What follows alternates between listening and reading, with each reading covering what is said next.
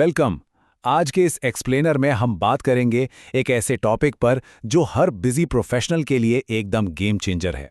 अपने दिमाग को परमानेंट फोकस के लिए रीवायर करना। हमारा मकसद एकदम क्लियर है, इस क्रॉनिक डिस्ट्रैक्शन के लूप से हमेशा के लिए बाहर निकलना और पीक मेंटल परफॉर्मेंस हासिल करना।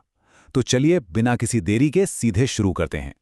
आज हम जिन चीज़ों पर बात करेंगे वो हैं डिस्ट्रैक्शन की biology, the switch cost, discomfort के जरिए रीवायरिंग, अपना डोपामाइन कैसे रेगुलेट करें, स्ट्रेस लूप से कैसे बाहर आएं और आखिर में फिजिकल स्टिलनेस। मतलब हम ये समझेंगे कि दिमाग की बायोलॉजी कैसे फोकस को कंट्रोल करती है और हम खुद इन बायोलॉजिकल लीवर्स को कैसे घुमा सकते हैं।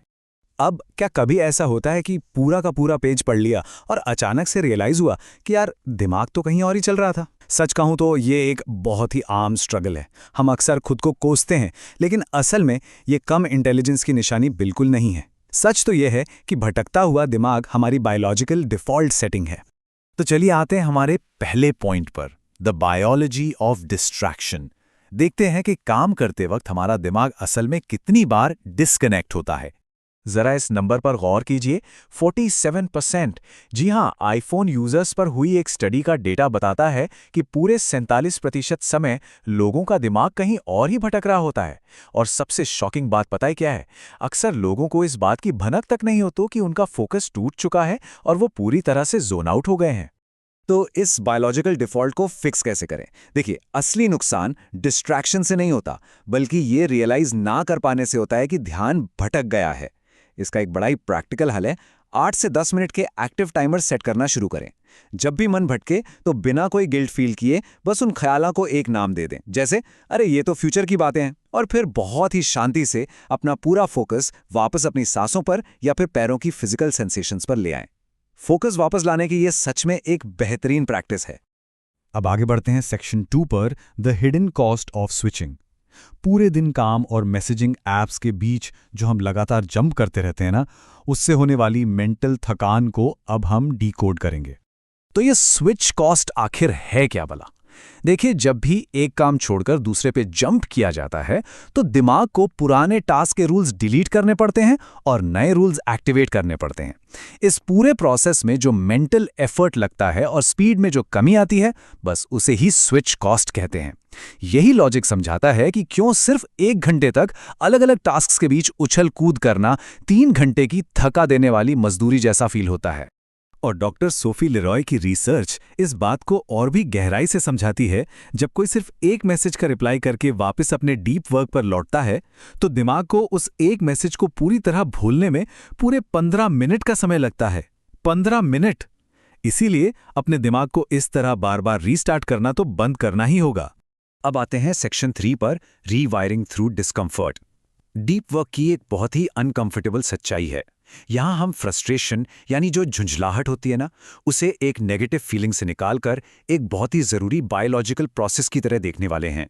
ये डेटा सच में हैरान करने वाला है। एक एक्सपेरिमेंट हुआ था जिसमें स्टूडेंट्स को एक बहुत ही मुश्किल मेंटल पजल सॉल्व करनी थी। उनके पास 2 ऑप्शन थे, या तो वो पजल सॉल्व करते रहें या फिर एक थर्मल बॉल से जलने का फिजिकल दर्द चुने।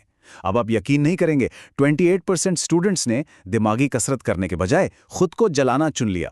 लिटरली, इसका सीधा सा मतलब है कि फोकस करते समय ब्रेन को सच में एक तकलीफ महसूस होती है, और यही वजह है कि हम अक्सर मुश्किल काम बीच में ही छोड़ देते।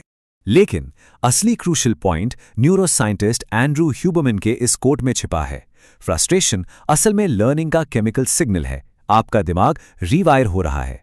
मतलब जब भी काम करते वक्त झुंझलाहट महसूस हो तो इसका मतलब है कि दिमाग इस वक्त हाइपर अलर्ट है और नए न्यूरल कनेक्शंस बना रहा है। यही तो असली लर्निंग का टाइम है। इसलिए क्विट करने के बजाय बस इस डिस्कम्फर्ट का सामना करना है और 10-15 मिनट और टिके रहना है। चलिए अब बात करते हैं चौथे पॉइंट की, रेगुलेटिंग योर डोपामिन। हम देखेंगे कि कैसे हमारी रोजमर्रा की टेक्नोलॉजी की आदतें दिमाग की सेल्फ कंट्रोल वाली पावर को बायोलॉजिकली एकदम कमजोर कर देती हैं। होता क्या है कि फोन और सोशल मीडिया से मिलने वाला ये जो चीप डोपामिन है ना, ये दिमाग के प्री फ्रंटल कॉर्टेक्स को धीरे धीरे काफी कमजोर कर देता है। और यही वो बायोलॉजिकल मैकेनिज्म है जिसकी वजह से डिस्ट्रैक्शन से बचना इतना मुश्किल हो जाता है। लॉजिकली हमें पता होता है कि भाई अभी काम करना है, लेकिन बायोलॉजिकली दिमाग डिस्ट्रैक्शंस को रोक ही नहीं पाता। ये कोई आलस नहीं है, ये लिटरली ब्रेन का कमजोर हो जाना है। तो इस बायोलॉजिकल कमजोरी को दूर करने के लिए कुछ सख्त प्रोफेशनल रूल्स तो अपनाने ही होंगे। पहला, दिन के पहले 60 मिनट फोन बिल्कुल टच नहीं करना है। दूसरा, वर्क ब्रेक्स के दौरान दिमाग को कोई नया इनपुट नहीं देना है, मतलब ब्रेक लिया है तो फोन नहीं चलाना है। इसके बजाय बस आंखें बंद करके शांति से आराम करने की प्रैक्टिस करनी है। इन छोटे छोटे स्टेप्स से प्रीफ्रंटल कॉर्टेक्स को अपनी ताकत वापस पाने और सेल्फ कंट्रोल को पूरी तरह रिचार्ज करने में मदद मिलती है। अब आते हैं सेक्शन 5 पर, exiting the stress loop. Stress management यहाँ बहुत ज़रूरी है, क्योंकि जब दिमाग स्ट्रेस के कारण सर्वाइवल मोड में फंसा होता है ना, तो वो बायोलॉजिकली डीप फोकस कर ही नहीं सकता। नो वे। जानवरों और इंसानों के स्ट्रेस में एक बहुत बड़ा आई ओपनिंग अंतर है। जब किसी जानवर पर कोई खतरा आता है तो उसमें भी स्ट्रेस हार्मोन्स बढ़ते हैं, लेकिन जैसे ही खतरा टलता है, सिर्फ 10 मिनट के अंदर स्ट्रेस उनके शरीर से पूरी तरह फ्लश आउट हो जाता है। इसके उलट इंसान पुरानी बातों को लेकर ओवरथिंकिंग करते रहते हैं, जिससे स्ट्रेस एक कंटिन्यूअस लूप में बदल जाता है और शरीर में कॉर्टिसोल लगातार बना रहता है, और यही स्ट्रेस लूप हमारे फोकस को पूरी तरह बर्बाद कर देता है।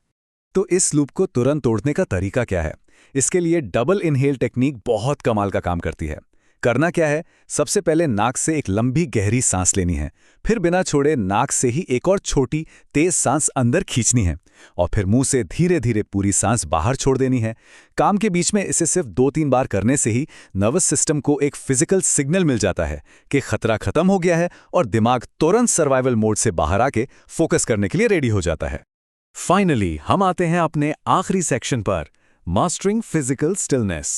ये हमारा आखिरी बायोलॉजिकल टूल है, जहां हम शारीरिक स्थिरता का इस्तेमाल करके दिमाग के ऑपरेटिंग सिस्टम को परमानेंटली अपग्रेड करना सीखेंगे। ये पीक गामा स्टेट आखिर है क्या? ये एक ऐसा हाइपरप्लास्टिक ब्रेन स्टेट है जहां दिमाग बहुत ही शांत लेकिन एक इंटेंस फोकस में होता है। एडवांस मेडिटेटर्स के ब्रेन स्कैन में अक्सर यही स्टेट देखी गई है। इस अवस्था में दिमाग बहुत तेजी से सीखता है, और जो न्यूरल रीवायरिंग होती है वो लंबे समय तक टिकती है, और इसके नतीजे सच में बहुत ड्रामेटिक है। इस डेटा को देखिए। रिसर्च बताती है कि हर दिन सिर्फ 12 मिनट तक अपनी सांसों पर फोकस करके शांत बैठने से मात्र 2 हफ्तों के अंदर डिस्ट्रैक्शंस को ब्लॉक करने की कैपेसिटी में 20 से 40% तक का सुधार आ जाता है। 12 मिनट में 40% इंप्रूवमेंट, ये एक मैसिव अपग्रेड है। तो क्या अब समय नहीं आ गया है कि अपनी बायोलॉजी से लड़ना छोड़ दिया जाए और उसे खुद के फायदे के लिए रीवायर करना शुरू किया जाए? एक बिजी प्रोफेशनल के लिए अपनी पेन टॉलरेंस बढ़ाना, सही ब्रेथ वर्क का इस्तेमाल करना और फिजिकल स्टिलनेस की प्रैक्टिस करना, ये वो पावरफुल बायोलॉजिकल लीवर्स हैं जिन्हें अगले ही वर्कडे से इस्तेमाल किया जा सकता है। याद रखिए, डिस्ट्रैक्शन कोई परमानेंट बीमारी नहीं है, बस सही रीवायरिंग की जरूरत है। इसी थॉट के साथ आज के इस एक्सप्लेनर में बस इतना ही।